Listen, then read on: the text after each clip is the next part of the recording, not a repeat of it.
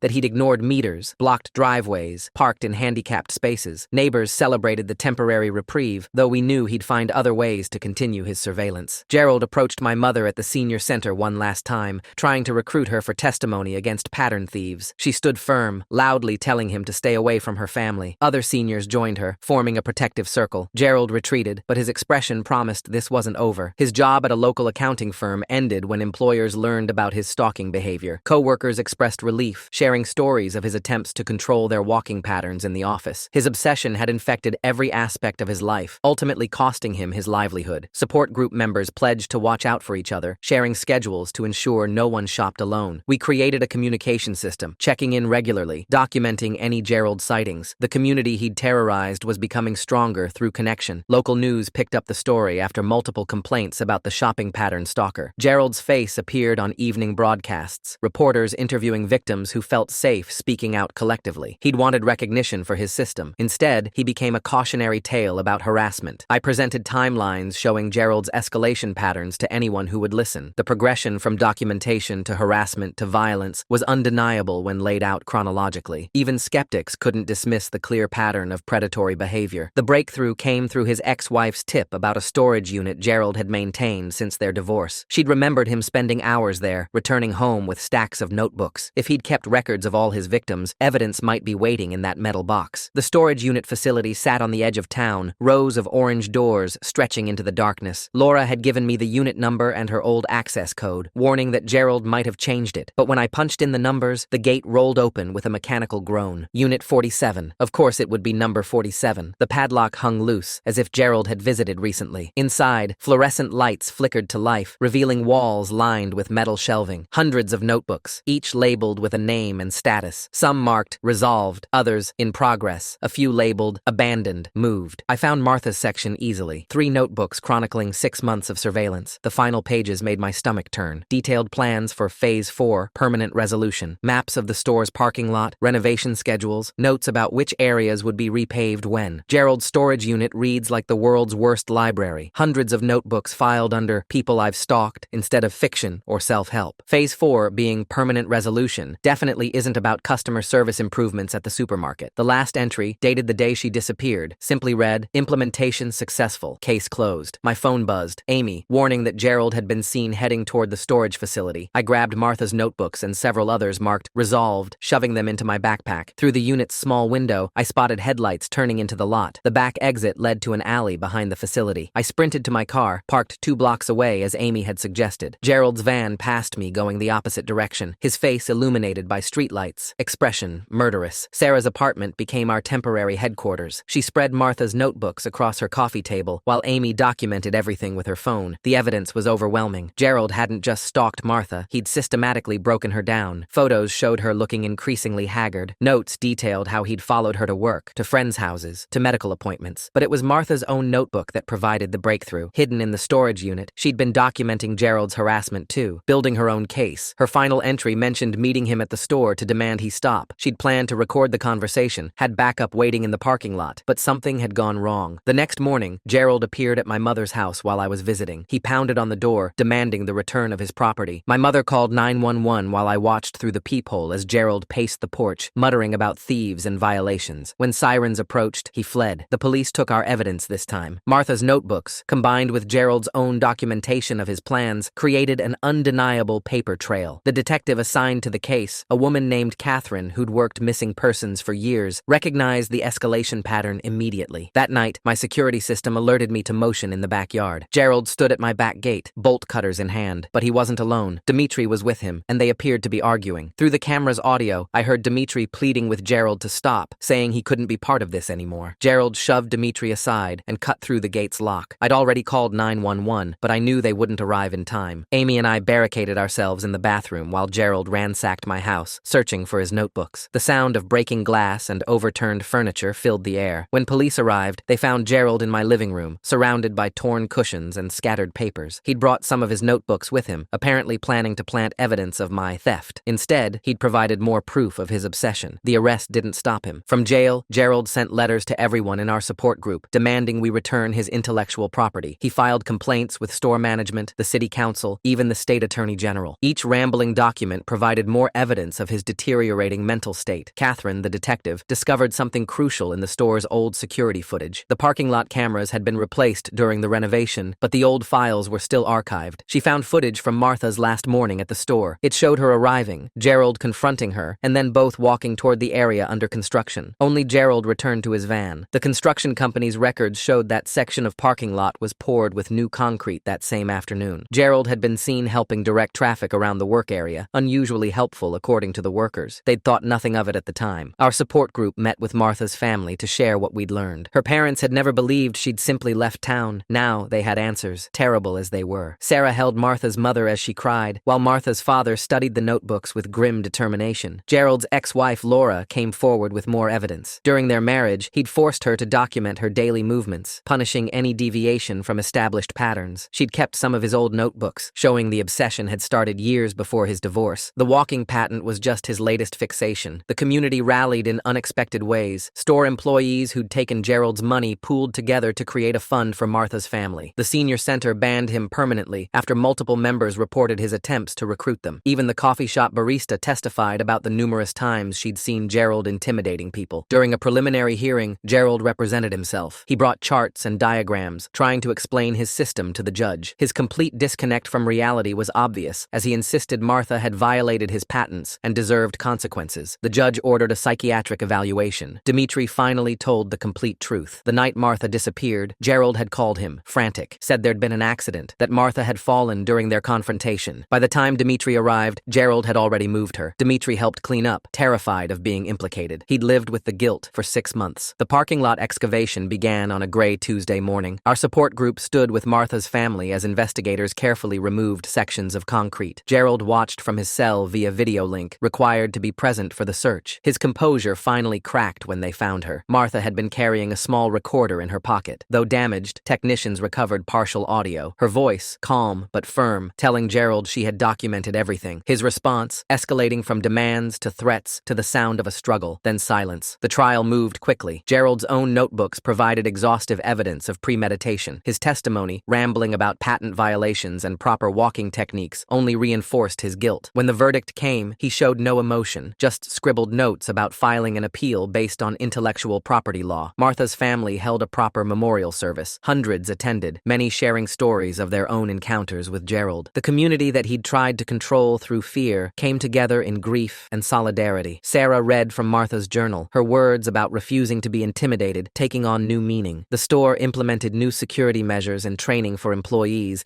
about recognizing stalking behavior. Marcus led workshops for his co-workers, teaching them warning signs he wished he'd recognized earlier. The changes came too late for Martha, but might protect others. My mother became an advocate at the senior center, teaching her peers about predatory behavior disguised as helpfulness. She shared her experience with Gerald, how his interest in her had really been about accessing me. Her presentations drew large crowds, elderly people eager to protect themselves and their families. Gerald's sentencing brought no satisfaction, just a sense of ending. Life without parole for murder, plus additional years for stalking and harassment. He used his statement to lecture the court about walking patterns. Still unable to comprehend his crimes, Martha's father walked out rather than listen. The storage unit revealed more victims, 17 people over 8 years who'd been stalked and harassed. Most had moved away or changed their routines. All had stories of escalating intimidation. Catherine worked to contact each one, building cases for additional charges. Our support group evolved into a community watch program. We partnered with local law enforcement to create resources for stalking victims. The walking pattern obsession had been unique to Gerald, but the escalation patterns were depressingly common. We could help others recognize the danger signs. Amy and I grew closer through the ordeal. She'd stood by me when things got dangerous, using her medical knowledge to document injuries and her calm presence to keep me grounded. We started taking self-defense classes together, channeling our experience into something positive. The store where it all started became a different place. Employees looked out for each other and customers. The Sunday morning shopping crowd, once Gerald's hunting ground, became a community of people who checked on each other. His legacy of fear transformed into one of mutual support. I returned to my normal shopping routine, but nothing felt the same. Every step carried weight, knowing Martha had walked these same aisles, fought for her right to exist without harassment. Her courage in documenting Gerald's behavior had ultimately exposed him, even after her death. 6 months after Gerald's conviction, I stood in the cereal aisle where it all began. No one monitored my walking pattern or documented my movements. I could shop in peace, something Martha had died defending. The freedom felt both ordinary and precious. The Community Watch program expanded to 3 neighboring towns. We trained volunteers to recognize stalking behaviors, provided resources for victims, and worked with law enforcement to take reports seriously. Martha's name became synonymous with the importance of believing victims before it's too late. I kept one of Gerald's notebooks as a reminder, not of his twisted system, but of how seemingly harmless eccentricity can mask dangerous obsession. The meticulous documentation that he'd thought proved his ownership instead revealed his pathology. His own hand had written the evidence that convicted him. On Sunday mornings now, I shop with purpose. Each step is mine to take, each pattern mine to choose. Gerald sits in a cell, still convinced the world stole his invention, but Martha's memory lives in every person who shops freely, walks safely, and refuses to let fear dictate their movements. Her resistance outlasted his obsession, and in the end, that's the only pattern that matters. I hope you have a wonderful day filled with much happier things than creepy storage units. I will see you in the next one.